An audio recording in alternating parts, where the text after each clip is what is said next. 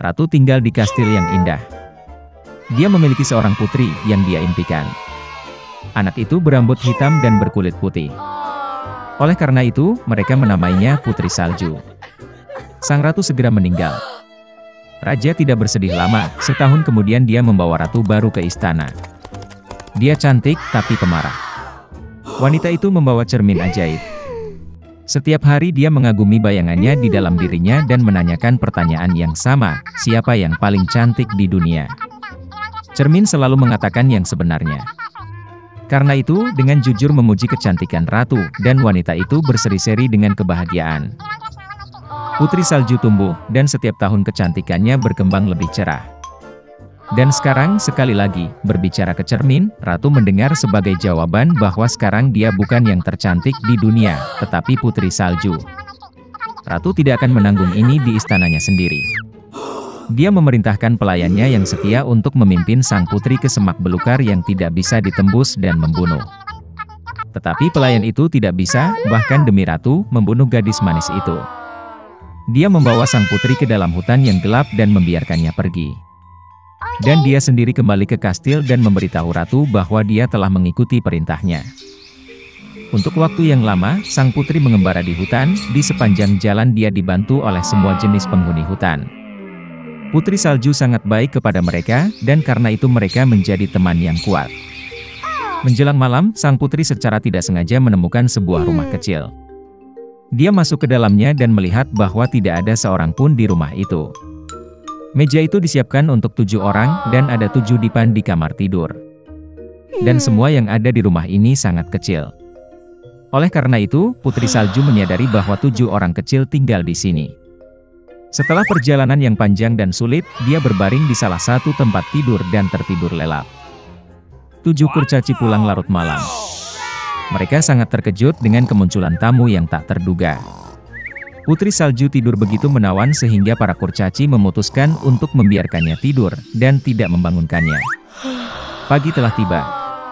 Putri Salju terbangun, melihat 7 kurcaci dan ketakutan. Tapi mereka menyayanginya, dan gadis itu bercerita tentang masalahnya. Mereka segera menyukai Putri Salju, dan para kurcaci mengundangnya untuk tinggal bersama mereka. Selain itu, dia setuju untuk mengurus rumah, memasak, mencuci, dan membersihkan. Setiap pagi para gnome pergi ke pegunungan untuk menambang emas dan batu mulia, dan kembali larut malam. Berangkat kerja, mereka memperingatkan Putri Salju agar dia takut pada ibu tiri yang jahat dan tidak membuka pintu untuk orang asing. Pada saat ini, Ratu, seperti biasa, pergi ke ruang rahasia untuk berbicara dengan cermin ajaib. Tapi cermin tiba-tiba berkata bahwa dia bukanlah yang tercantik di dunia, tapi Putri Salju. Bahwa sang putri masih hidup, dan tinggal bersama para gnome di rumah. Ratu menjadi sangat marah, dan memutuskan untuk berurusan dengan Putri Salju sendiri. Dia pergi ke ruang rahasia dan memasak apel beracun di sana. Sangat indah di luar, tetapi jika seseorang makan bahkan sepotong, dia pasti akan mati. Ketika apel sudah siap, Ratu berubah menjadi pedagang tua dan datang ke rumah para kurcaci. Melihat wanita tua yang manis itu, Putri Salju merasa kasihan padanya. Dia tidak curiga dan meninggalkan rumah. Wanita tua itu memperlakukan gadis itu dengan apel yang matang, dan berkata bahwa jika dia makan apel ini, dia akan tetap muda dan cantik selamanya. Putri Salju mempercayainya, dan begitu dia menggigit apel, dia jatuh mati dan berhenti bernapas. Ratu yang puas pergi ke istana. Di malam hari, para kurcaci kembali dari pekerjaan, dan melihat Putri Salju terbaring di tanah. Dia tidak bernapas. Mereka terisak-isak begitu keras dan meratap hingga teriakan mereka didengar oleh pangeran tampan itu, yang sedang berburu di hutan di dekatnya. Menarik baginya, lolongan macam apa yang muncul yang membuat takut semua hewan. Dan ketika pangeran menemukan rumah para kurcaci, dia melihat Putri Salju. Dia sangat cantik sehingga pangeran muda segera jatuh cinta padanya. Dia membujuk para kurcaci untuk membawanya ke kastil, karena di sana dia memiliki dokter yang dapat menyembuhkan Putri Salju. Para kurcaci mengizinkannya. Kemudian pangeran memerintahkan para pelayannya untuk menggendong sang putri di pundak mereka. Dan ketika mereka menggendongnya, kebetulan para pelayan tersandung pada semak, dan dari gegar otak sepotong apel beracun jatuh dari mulut Putri Salju, dan dia bangun. Melihat pangeran muda, gadis itu pun jatuh cinta padanya dan setuju untuk menikah dengannya. Mereka juga mengundang ibu tiri jahat mereka ke pesta pernikahan. Karena marah karena Putri Salju masih hidup, dan sekarang umur panjang dan bahagia menunggunya, Ratu memecahkan cermin ajaib dan tidak pernah melihatnya lagi. Suatu ketika, ada seorang raja yang memiliki 12 putri cantik. Mereka semua tinggal bersama di sebuah ruangan yang besar dan indah. Raja sangat menyukai putri, dan membesarkan mereka dengan kejam. Ketika putrinya pergi tidur, dia menutup pintu mereka dengan kunci. Tetapi setiap pagi sesuatu yang aneh terjadi. Ketika para putri meninggalkan ruangan, sepatu mereka sangat rusak seolah-olah mereka menari sepanjang malam. Raja harus membeli sepatu baru untuk putrinya setiap hari. Tidak ada yang bisa memecahkan teka-teki para putri. Suatu ketika Raja berjanji untuk menikahi salah satu putrinya jika seseorang akan memecahkan misteri sepatu itu. Selain itu, pemenangnya akan menjadi ahli waris Raja. Tapi pemberani hanya punya waktu 3 hari 3 malam untuk ini, kalau tidak dia akan dieksekusi. Banyak pemuda kerajaan, serta pangeran asing, datang untuk mencoba peruntungan. Siang dan malam mereka menjaga pintu kamar tidur ke-12 putri. Tapi tidak satupun dari mereka bisa memecahkan teka-teki ini. Maka seorang pemuda lain memutuskan untuk mencoba peruntungannya. Dalam perjalanan ke istana, dia bertemu dengan seorang nenek tua. Dia sangat lapar dan meminta sepotong roti. Pria muda itu memberi wanita tua itu semua makanannya. Nenek sangat senang, karena tidak ada yang pernah begitu baik padanya. Sebagai tanda terima kasih, dia menghadiahi pemuda itu jubah ajaib yang membuat orang yang memakainya tidak terlihat.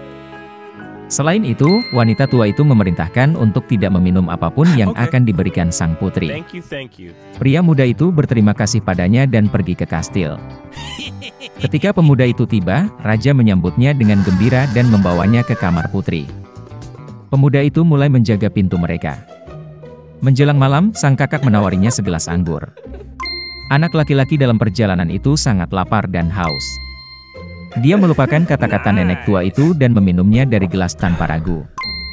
Segera dia merasa mengantuk dan tertidur.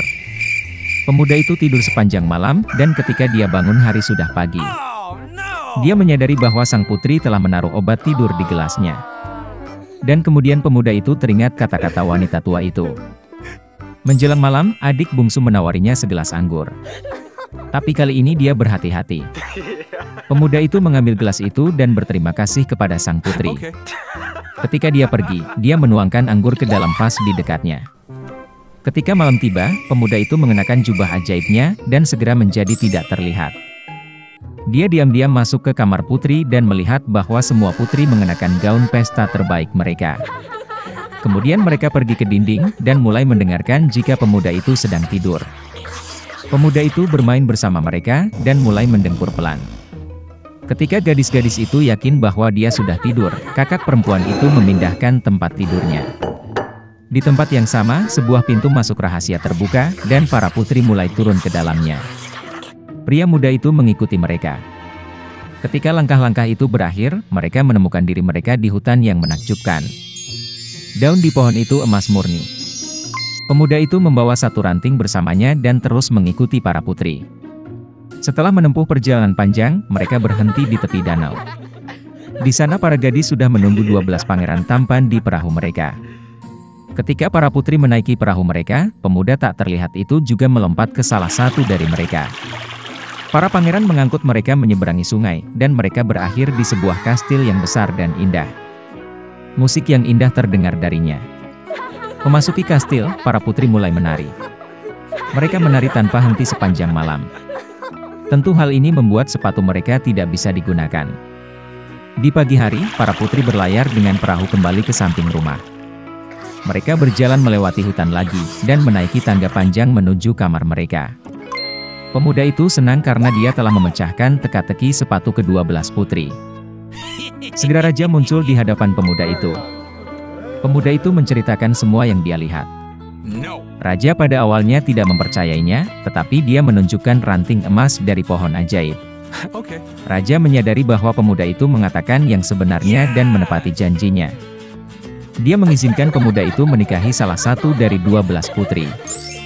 Pemuda itu memilih adik bungsu karena mereka jatuh cinta pada pandangan pertama. Setelah beberapa waktu, pemuda dan putri muda itu menikah. Dan mereka hidup bahagia selama-lamanya.